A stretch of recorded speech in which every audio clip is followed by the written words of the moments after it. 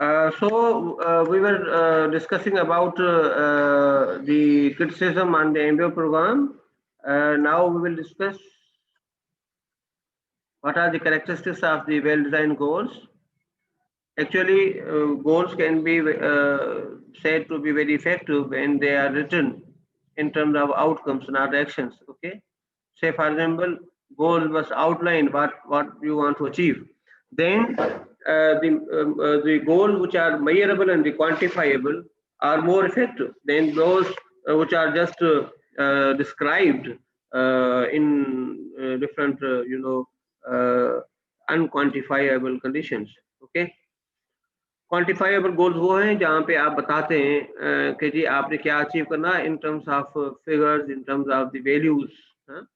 कि जी मिसाल के तौर पर आप चाहते हैं जी कि हमने ना सेल्स बढ़ानी है, तो सेल्स बढ़ानी है तो ये कोई गोल नहीं हुआ, क्वांटिफाइबल गोल नहीं हुआ। आप बताएं जी सेल्स कितने % बढ़ानी है, इन टर्म्स ऑफ डॉलर कितनी, इन टर्म्स ऑफ यूनिट कितनी, इन टर्म्स ऑफ क्लाइंट्स कितनी। ठीक है, तो clear as to time frame, ये बात जरूरी है कि जब भी आप बताते हैं जी कि कोई को गोल आप बनाते हैं तो उसमें कोई टाइम फ्रेम जरूर होना चाहिए, कोई उसकी डेडलाइन जरूर होनी चाहिए। डेडलाइन के बगैर और टाइम फ्रेम के बगैर आप कुछ नहीं कर सकते। उसके बाद challenging not attain yet attainable. हाँ, गोल ऐसे हों जो कि जो है वो सिंपल गोल ना हो, मतलब थोड़ी सी चैलेंजिंग हो, जहाँ पे those goals must require certain amount of skills and certain amount of effort. Okay, written down पे होने चाहिए। ठीक है, और उसके बाद कम्युनिकेशन जरूरी है कि goals must be communicated to all necessary organisational members. These are the steps in the goal setting. Firstly, you have to review the organization's mission statement, then evaluate the resources which you have. Okay, mission statements are the statements which establish your goals and your long-term direction of your organization.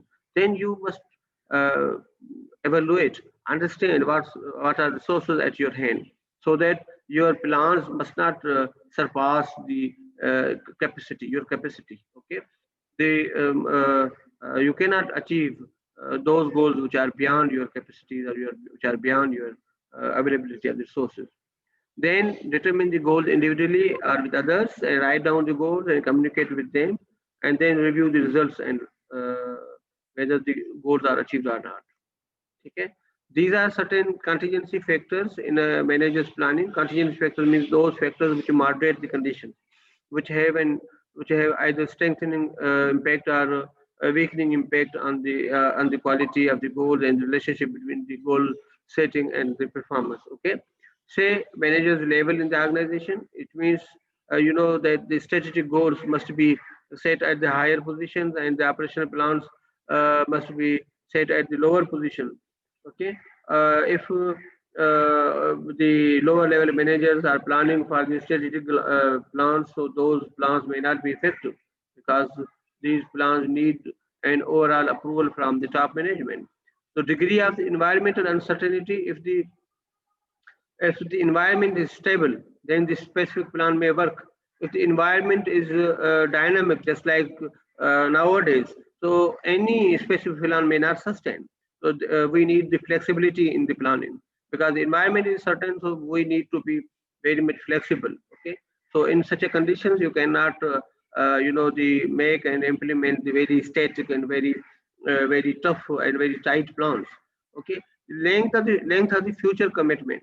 So commitment is very much important. If you make the plan and then you need to be committed to those plans. Okay, commitment is the degree of your attachment, the way you are attached, you are tied to your plans. Okay, tied to your targets. If you are not tied to your targets, you are not committed, you don't follow the plans, then it means that those plans may fail and they may not yield the better results. So planning कैसे होती है कि अगर आप strategic और operational planning में देखें तो top executives they do more regarding the strategic plans and very less about the operational planning. So this, in the same case, the first level managers may do more operational planning than they have their share in the strategic planning. Okay. However, the middle level managers provide input in both level of the planning, the operational plan and the strategic plan. So management can be divided into the three top, the levels, the top executives, the middle level managers, and the first level managers. So the top level executives, say the CEOs and the GMs, etc., they are involved in more strategic planning because their plans have an impact on the organization as a whole.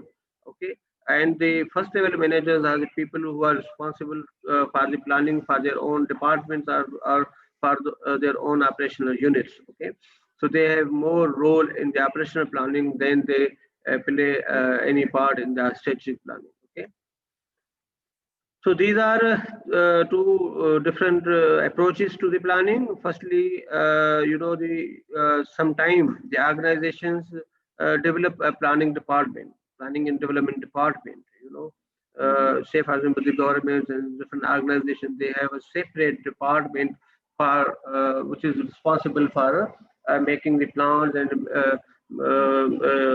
monitoring the plans and monitoring the implementations, and then providing the feedback reports and deciding who has achieved the plans and who have not achieved the plans. Okay, so these are the people specified for the planning and execution of the plans. Okay, the strategic planning. Okay, and then sometime if you don't have a particular formal planning department, you allow the managers to plan for their activities the time to time from various levels, and they coordinate with each other with the different departments and different units, and to make the plans and make the implementation and then evaluation of those plans. This is the type of the criticism on the planning, which I discussed earlier, that the planning is said to be very rigid, which is not feasible in the conditions where the environment is dynamic and the changing day by day. Okay, when the environment is not static, is not the certain, then your rigid plans and the tight plans may not work properly. So in such conditions, you either need not to plan for the longer terms, or you make a plan for very flexible plans or very the fluid plans. Okay, planning cannot be developed for the dynamic environment, and formal plans cannot replace the intuition and the creativity. Okay, so sometime it is said that the formal plans, they also create a certain rigidity, and they don't support the creativity and innovation. Okay, so in creativity and innovation perspective, you do certain decisions which are very unique, which are against the status quo, and which are not the routine decisions. So in the presence of SOPs and in the presence of the standardized procedures, you leave no room for the creativity or the new things. Okay, and sometimes the planning, because planning is done today for the tomorrow, so people who have the knowledge today may not have a knowledge for the tomorrow very well. So it is sometimes very much disturbing that the people who plan may not see the things, perceive the things, or had developed the good insight. Okay, farmer planning reinforces today's success, which may lead to tomorrow's failure. Okay. So if you want to develop a plan which are very much effective in the dynamic environment, so what you have to do, you have to develop the flexible plans, not the specific plans. Okay, you have to understand that the planning is an ongoing process. It is not something which you have to done at once and for all, but you have to the plan, and then the repeatedly update it, and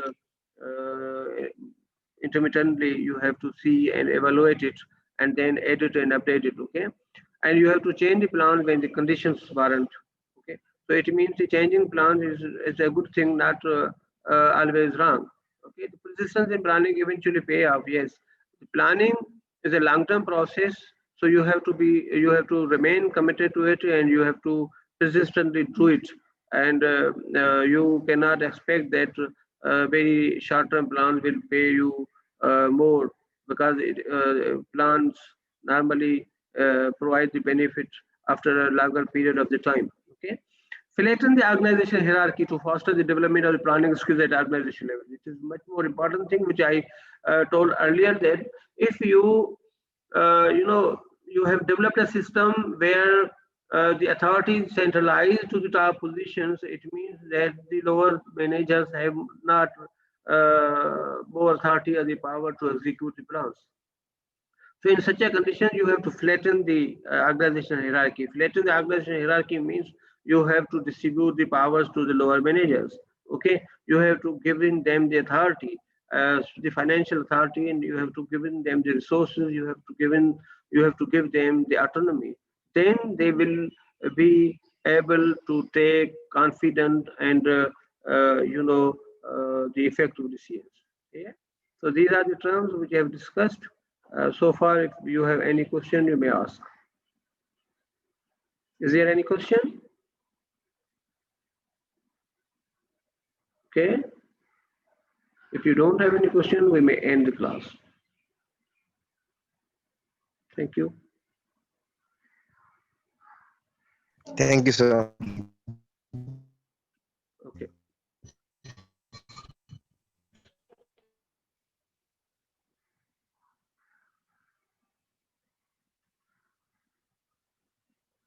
अच्छा, एक second सिर्फ hold करें कि जाना नहीं है आपने, सिर्फ मुझे अटेंडेंस लगवाने में हेल्प करें। अपने माइक वगैरह ऑन कर दें और मुझे बताते जाएं कौन कौन बैठा हुआ है।